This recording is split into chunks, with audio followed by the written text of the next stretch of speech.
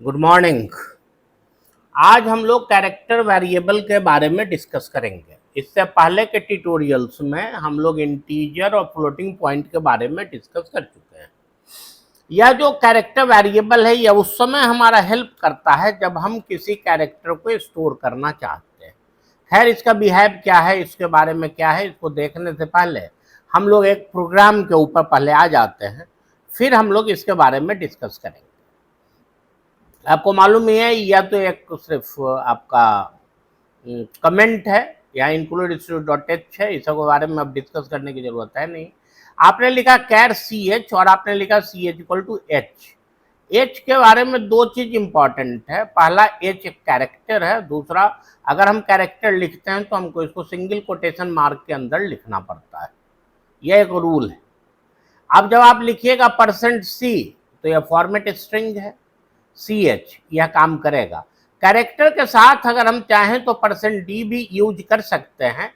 होता क्या है कि C के अंदर कोई भी कैरेक्टर जब हम स्टोर करेंगे तब उसका आस्की वैल्यू स्टोर होता है। उस आस्की वैल्यू को अगर हम प्रिंट करना चाहें तब हम %d का यूज कर सकते हैं। क्लियर है? अब आइए जरा इसको हम लोग रन करके देखते हैं कि आखिर यह क्या काम करता है। देखिए, h कैरेक्टर प्रिंट किया और h का आस्की वैल्यू होता है 72।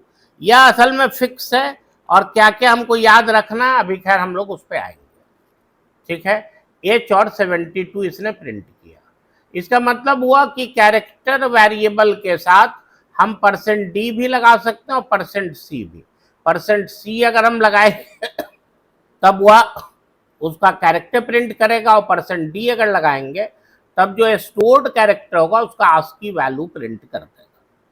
क्लियर है? अब होता क्या है कि अगर जैसे हमने अभी लिखा था कैर ch, ठीक है, अब अगर इसको सोचे तो ch को जो मेमोरी साइज मिलेगा, मेमोरी साइज इसका होता है 1 बाइट। इसका मेमोरी साइज होगा 1 बाइट। ठीक है, इसका जो रेंज होगा, यह रेंज असल में होता है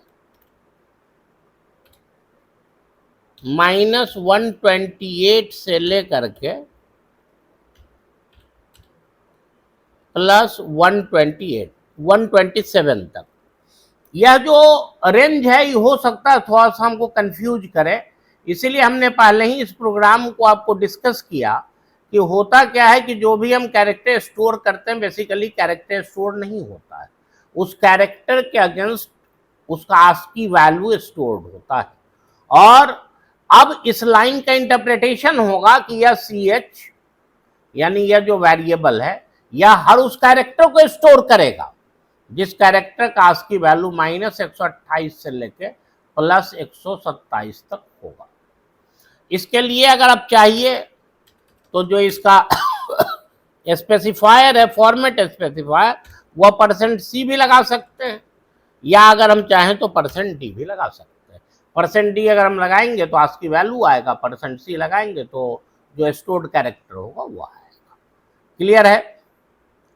अब जरा सा देखिए, अब हम लोग फिर कहानी को आगे बढ़ाते हैं और देखते हैं कि आगे और क्या क्या इसके अंदर प्रोबेबिलिटी दिया हुआ है।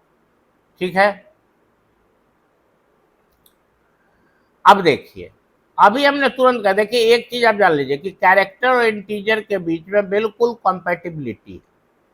अब आपने लिखा है कैर ch लेकिन आपने स्टोर कर लिया 100, या असल में 100 यहाँ इंटीजर वैल्यू नहीं, 100 यहाँ आस्की वैल्यू माना जाएगा और यह उस कैरेक्टर को स्टोर कर लेगा जिसका आस्की वैल्यू 100 होगा। तब यह हो गया ch।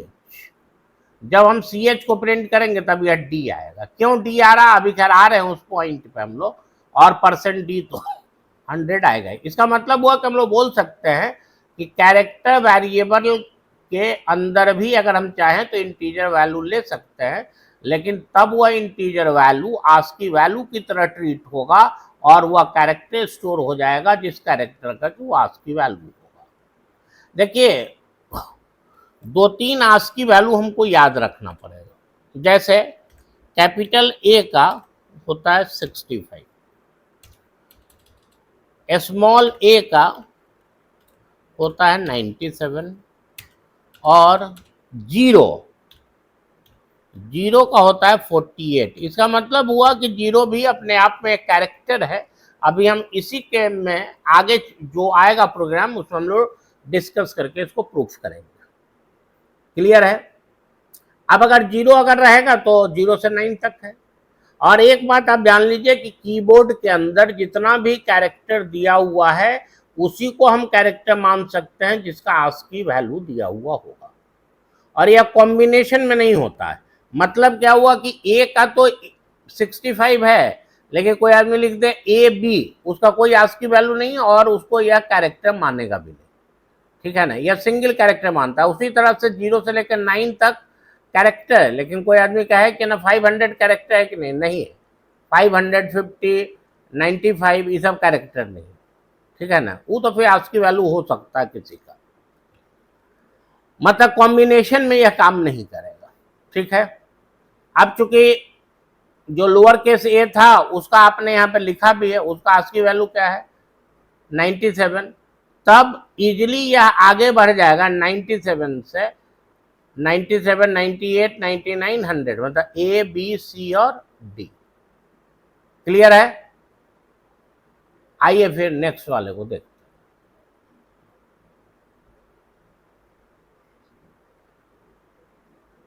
अब इस बार हमने क्या किया कि उसी कॉम्बिनेशन को हम चेक कर रहे हैं, पी और एस को। देखिए यह जो है ना थोड़ा सा खतरनाक टाइप का स्टेटमेंट, कुछ कंपाइलर में पहला वाला भी एक्सेप्ट कर लेता है लेकिन उसकी संख्या कम। यह करता क्या है कि पहले पी को कोशिश करेगा रखें, लेकिन जैसे एस आएगा तब यह उसको ओवरराइट कर देता है। इसका मतलब हुआ सी एच का वैल्यू पी एस तो हो ही नहीं सकता, पी और एस दोनों यह स्टोर नहीं करेगा, क्योंकि हर हाल में जो हमारा कैरेक्टर या एक ही कैरेक्टर को स्टोर कर सकता है, क्योंकि इसके अंदर बाइट एक ही बाइट दिया हुआ है। ठीक है, अब आइए जरा से देखते हैं इसको अब हम लोग जरा कंपाइल कर लें। जैसे आपने कंपाइल किया कि यहाँ वैल्यू आ गया एस और 83, इसका मतलब हुआ सेकंड वालों को इसने स्टोर किया, पहला वालों को हटा दिया। लेकिन अगर आप देखिएगा तो वार्निंग जरूर आता है यहाँ पे।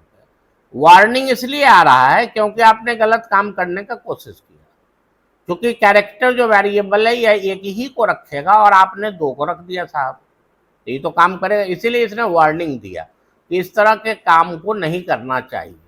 इसीलिए कई एक बार कुछ बच्चे हमको बोलते भी हैं कि ना उनके वाले कंपाइलर पे एरर आ रहा था, खैर किसी ने दिखाया नहीं। अब आप जरा देखिए कि कैरेक्टर वेरिएबल में अगर कैरेक्टर को स्टोर करना है तो हमको सिंगल कोटेशन मार्क का यूज करना पड़ेगा। यहाँ पे डबल कोटेशन मार्क दिया हुआ, यह संभव ही नहीं, यह एरर देना शुरू करेगा और यह प्रोग्राम आपका कंपाइल नहीं करेगा। देख लीजिए प्रोग्राम कंपाइल ही नहीं कर रहा। इसका मतलब हुआ कि फिर कॉन्सेप्ट क्या हुआ कि अगर हमको किसी कैरेक्टर को अगर स्टोर करना है तब वह एनक्लोज होगा सिंगल कोटेशन से, न कि डबल कोटेशन मार्क से। डबल कोटेशन मार्क वाले में यह एरर देगा। ठीक है, यह सवाल ही नहीं उठता, उसका कोई प्रोबेबिलिटी है ही नहीं। ठीक है, उसी तरह से आइए नेक्स्ट वाले में। अब देखिए यहाँ पे हमने नंबर को सिंगल कोटेशन मार्क में डाल दिया। एक बात आप जान लीजिए कि नंबर को अगर आपने सिंगल कोटेशन मार्क में डाल दिया तब यह न्यूमरिक वैल्यू नहीं है, यह अब एक कैरेक्टर होगा। जो कि अभी हम बोल भी रहे थे कि भाई नंबर में भी 0 का 48 होता है, यानी कि 5 का 53 आना चाहिए। आइए जरा सा देखते हैं यह क्या काम कर रहा है। अब आ गया %CCH, ये तो 5 प्रिंट करेगा, लेकिन %D इसका आस्की वैल्यू प्रिंट करेगा 53। यहाँ पे यह क्या करेगा 53 करेगा।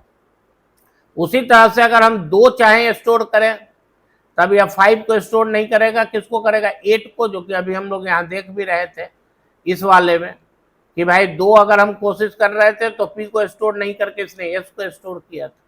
उसी तरह से यहाँ पे यह स्टोर करेगा किसको, तो 8 को, और फिर 8 का आस्की वैल्यू यहाँ आपको प्रिंट करेगा। ठीक है, मतलब अब साफ है कि अगर हम किसी भी न्यूमेरिकल वैल्यू को स्टोर कराने की कोशिश करते हैं सिंगल कोटेशन मार्क के अंदर, तब उसको यह कैरेक्टर मानता है, क्योंकि 0 से लेकर 9 तक के लिए आस्की वैल्यू दिया हुआ है। और बिल्कुल साफ कॉन्सेप्ट है कि हर वह चीज कैरेक्टर माना जाएगा जिसका कि आस्की वैल्यू दिया हुआ है। ठीक है, अब देखिए जरा नेक्स्ट वाले प्रोग्राम पे आते हैं। अब देखिए, अब जो है ना यहाँ पे आपने क्या किया, तो यहाँ पे आपने सिंगल 5 लिख दिया था, वो भी डबल कोटेशन मार्क, ये भी नहीं लेगा क्योंकि इसमें और इसमें क्या फर्क है। यहाँ पे 5 लिए ही थे आप, यहाँ पे जो है ना कैरेक्टर को हमने single quotation sorry double quotation में हम डाले थे, एरर आया था। वही रूल तो खैर यहाँ भी काम करेगा ना। देखिए ना, यहाँ पे जो आपने किया था, यहाँ पे आपने कैरेक्टर को डबल कोटेशन मार्क में डाला, लेकिन यहाँ पे आपने 5 को डाल दिया, या फिर काम नहीं करेगा, यह कंपाइल करेगा ही नहीं, क्योंकि डबल कोटेशन मार्क एक्सेप्ट यह करता ही नहीं, किसी भी सूरत में नहीं करेगा, यह आपको एरर देगा। यहाँ पे यह एरर है, अगर इस एरर को दूर करना है तो आप इसको सिंगल कोटेशन मार्क में लिखिए, नहीं तो फिर एरर आता रहेगा। अब आ जाइए जरा यहाँ पे जरा देखते हैं असल में होता क्या है। एक चीज जान लीजिए कि इंटीजर और कैरेक्टर में निश्चित रूप से आपस में संबंध है, क्योंकि इसीलिए बहुत सा राइटर इस बात को लिखते भी हैं कि कैरेक्टर कोई अलग तरह का नहीं है, कैरेक्टर भी इंटीजर का ही एक स्पेशल फॉर्मेट। इसीलिए यहाँ पर भी अनसाइंड का कॉन्सेप्ट, अगर आप अनसाइंड कैर अगर आप यूज करेंगे तो निश्चित रूप से इसका रेंज हमारा बड़ा हो जाएगा। इसका रेंज हमारा क्या हो जाएगा फिर 0 से लेकर के 255 तक। मतलब साफ है कि अब यह हर उस कैरेक्टर को स्टोर करेगा जिसका आस्की वैल्यू 0 से लेकर 255 तक होगा। और यह जो कॉन्सेप्ट है अनसाइंड कैर का, यह इस बात को शो कर रहा है कि कैरेक्टर कोई अलग तरह का नहीं है, कैरेक्टर भी इंटीजर का ही एक स्पेशल फॉर्मेट। ठीक है, इसके लिए जो फॉर्मेट स्ट्रिंग दिया गया है वह दिया गया %c, और आप जानते हैं कि यहाँ पे आपको %u यूज करना पड़ेगा, क्योंकि अनसाइंड इंट के लिए अभी हम लोग देखे भी थे कि वहाँ पे इसको यूज करना पड़ेगा %u को, तब जाके यह सही काम करेगा। इसका मतलब हुआ कि यहाँ पे जहाँ आप कुछ नहीं लिख रहे थे यह साइंड था, तब नहीं यह निगेटिव से लेकर पॉजिटिव तक को स्टोर कर रहा था। मतलब है कि अगर यहाँ साइंड और अनसाइंड अगर हम छोड़ते हैं तो बाय डिफॉल्ट यह साइंड माना जाएगा जिसका रेंज यहाँ दिया हुआ है। लेकिन अगर हम चाहें तो अनसाइंड कैर भी लिख सकते हैं, इससे हमारे मेमोरी साइज पे तो कोई फर्क पड़ता नहीं। इसको हम लोग इंटीजर में बिल्कुल क्लियरली डिस्कस कर चुके हैं। तो वैसे केस में मेमोरी साइज तो 1 ही बाइट होगा, लेकिन इसका रेंज क्या हो जाएगा 0 से लेकर 255 तक, और इसके लिए फॉर्मेट स्ट्रिंग लगेगा %c। अगर आपको कैरेक्टर प्रिंट कराना है, अगर आपको उसका आस्की वैल्यू प्रिंट कराना है तब %u लगेगा। ठीक है, अब आइए कुछ और प्रोग्राम के साथ हम लोग आगे बढ़ें। यही कारण है कि नहीं यहाँ पे अनसाइंड कैर लिख करके %d हमने लिखा। आइए जरा इसको हम लोग रन करके जरा देखते हैं। आपने इसको रन किया R और 82, ठीक है, R का आस्की वैल्यू होगा 82।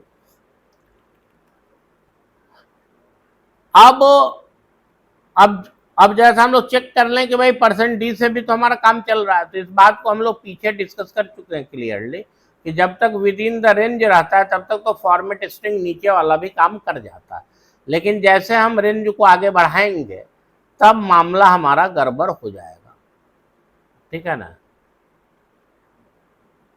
जैसे यहाँ पे हमने कर दिया 200 %c और %d। 200 के अगेंस्ट क्या है, अगर कुछ होगा तब तो खैर सही आएगा, नहीं तो यह काम नहीं करेगा। देखिए यह जो है ऐसे ही कुछ एक कैरेक्टर प्रिंट कर रहा है जिसका कोई मतलब है नहीं, लेकिन नीचे में यह -56 दे रहा है, 200 नहीं दे रहा है, क्योंकि इसी %d के चलते, क्योंकि अब रेंज 127 से आगे चला गया, इसीलिए अब यह गार्बेज वैल्यू प्रिंट कर रहा। अब आइए देखते हैं आगे में इसको हम लोग फिर से कुछ करके देखे होंगे कि आखिर फिर क्या होगा। तो फिर यहाँ पे आपने लिख दिया अनसाइंड कैर c h equal to 200 c h और सी एच, ठीक है। अब आइए जरा सा हम लोग देखें इसको, इसी में चेंज करके हम लोग देख लेंगे, ठीक है ना। ये तो खैर इंट वाला, आइए इसी को जरा देखते हैं। यहाँ पे हमने क्या किया कि परसेंट डी के जगह पे हमने परसेंट यू लगा दिया, या सोच करके कि भाई हमारा मामला जो है हो जाना चाहिए ढंग से, ठीक है ना। परसेंट यू को हमने यहाँ पे लगा दिया। अब अगर हम इसको रन करेंगे तो आप देखिएगा 200 आएगा, इस बार 200 आ रहा है। लेकिन इससे पहले वाले में प्रोग्राम में, मतलब यहाँ पे क्योंकि 200 था और परसेंट डी था, तब यह सही काम नहीं कर रहा था। देखिए यहाँ देखिए -56 आ रहा है, ठीक है ना।